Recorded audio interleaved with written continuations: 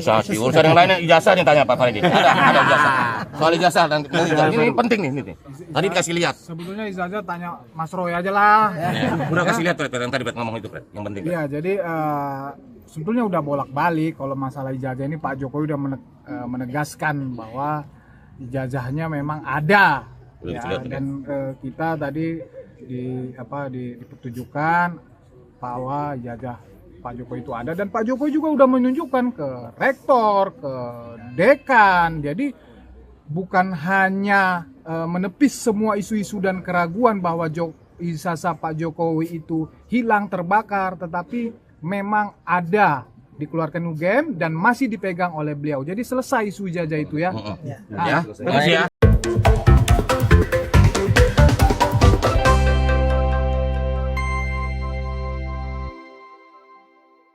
Assalamualaikum warahmatullahi wabarakatuh. Kembali lagi di Kabar Politik. Aneh bin ajaib, Joko Widodo tiba-tiba mengumpulkan termul-termulnya atau projo ya. Dalam hal ini langsung ketua umumnya ya, dan juga ada beberapa orang ya dari relawan-relawannya yang kemudian dipanggil untuk ya diperlihatkan ijazah yang dimilikinya.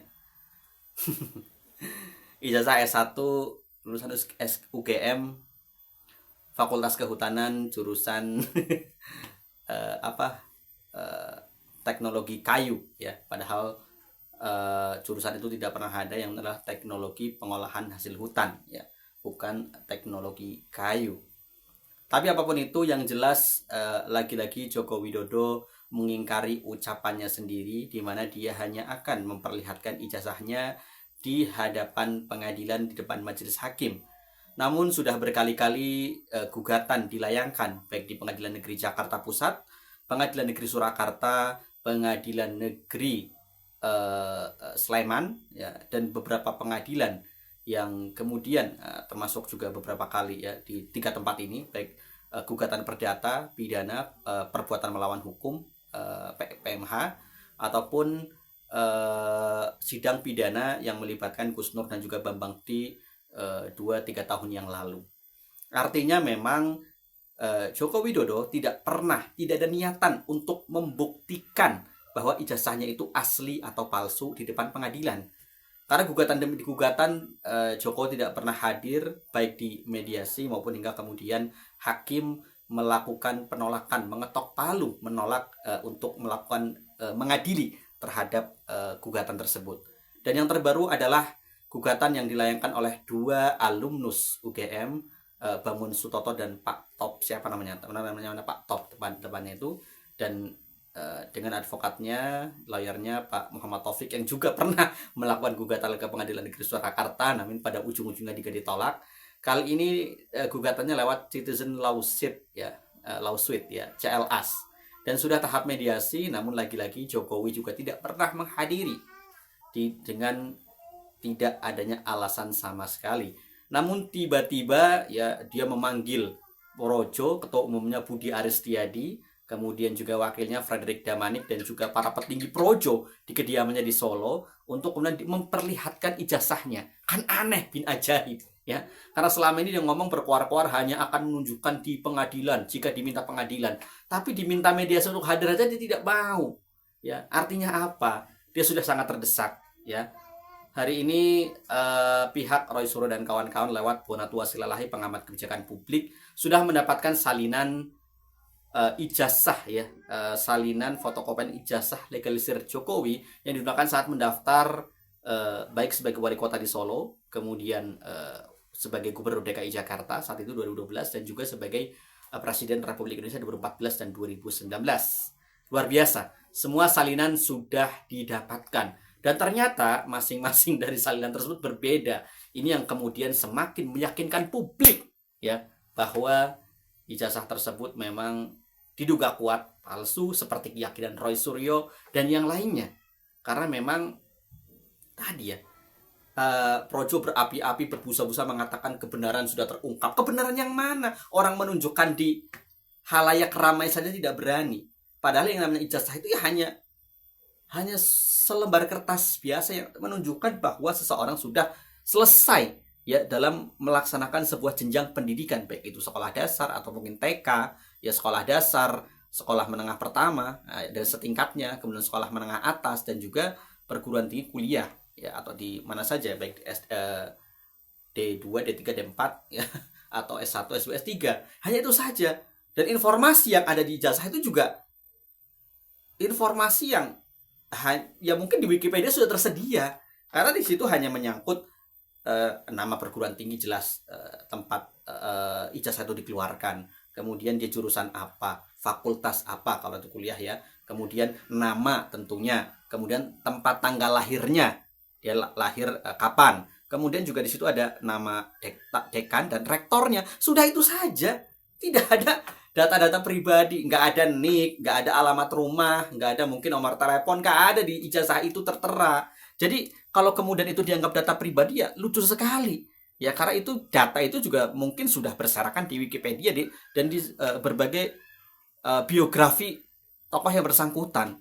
Jadi sangat mudah ya, makanya dulu Profesor Dr. Amin Rais ya sebagai guru bangsa, sebagai orang yang senior, politikus senior, kemudian juga mantan ketua MPR mengatakan sudah mencontohkan, dia menunjukkan ijazah-ijazahnya baik dari SD, SMP, SMA, kemudian dia kuliah sampai S3, dia tunjukkan itu nggak sampai 5 menit ya, nggak sampai 5 menit, apalagi kalau kemudian tunjukkan di depan majelis hakim, diperlihatkan kepada para penggugatnya, mungkin kan sebenarnya juga masalah akan selesai ya.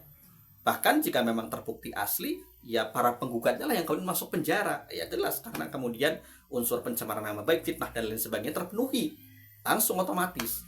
Dan para penggugatnya pun siap jika itu memang asli dan terbukti di pengadilan, maka mereka siap akan minta maaf, bahkan mungkin dipidana pun siap ya. Tapi Pak Jokowi sendiri hari ini gampang sekali untuk kemudian bahkan untuk sekedar hadir ya di pengadilan pun enggan ya, apalagi kemudian menunjukkan ijazahnya ke halayak publik ya.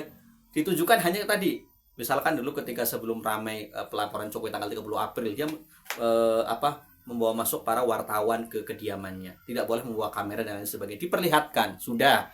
Kemudian hari ini juga diperlihatkan kepada Projo. Kebenaran apa yang mau dicari oleh Jokowi ya? Padahal kebenaran itu gampang, tinggal ke pengadilan atau tadi perlihatkan ke layak publik, membuat video seperti Pak Amin Rais, seperti banyak sudah membuat video, tinggal menunjukkan ijazahnya S1, S2. Itu sangat mudah ya, tinggal diperlihatkan. Tapi kenapa sama sekali tidak berani? Ya, jadi ada sesuatu. Wajar jika kemudian hari ini narasinya semakin poyang sekali Projo itu yang membuat narasi terkait ijazah Jokowi. Dan hari ini jelas setelah salinan ijazah Jokowi ya, fotokopi ijazah Jokowi dari KPU yang untuk digunakan mendaftar pada Capres 2014 juga sudah didapatkan. Kita lihat akan seperti apa. Kemarin juga pertemuan dengan DPD terkait ijazah Jokowi dan buku Jokowi's White Paper ya.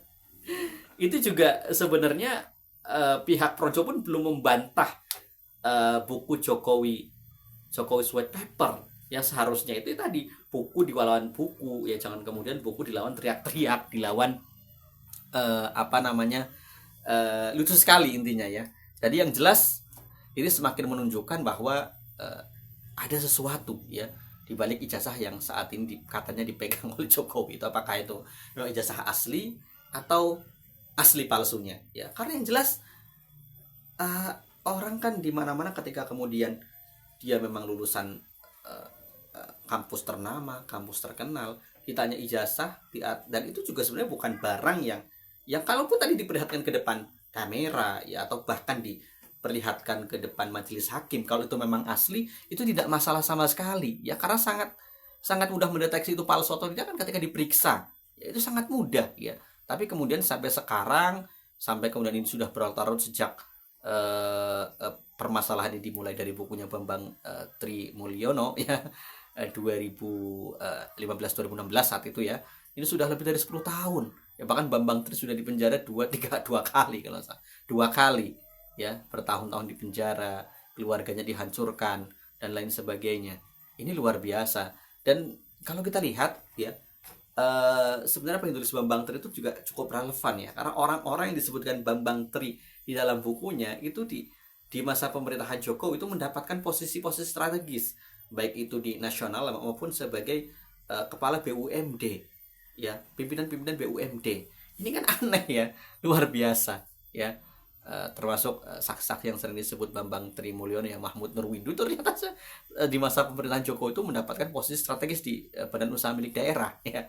Jadi kita lihatlah ya bagaimana selanjutnya setelah Jokowi memperlihatkan ijazahnya di depan pro Jokowi ya, di mana Budi Ari sudah mulai berapi-api kembali setelah dipecat dari kabinet merah putih dari posisi Menteri Koperasi. Nah, seharusnya Budi Ari itu sudah ditangkap polisi karena namanya sudah jelas-jelas disebut di kasus perlindungan situs judi online ketika dirinya menjabat sebagai Menteri Komunikasi dan Informasi, di mana dari 16 orang tersangka itu hampir semuanya mengatakan Pak Menteri mendapatkan jatah ya, bahkan 50 juta atau berapa per bulannya, itu gila emang ya. Tapi kemudian hanya dilengsarkan dari posisi sebagai Menteri Koperasi, tapi tidak pernah diadili ya. Kita tunggu sajalah ya, setelah Jokowi memperlihatkan ijazahnya ke Projo akan ada akrobat apalagi. Demikian, assalamualaikum warahmatullahi wabarakatuh.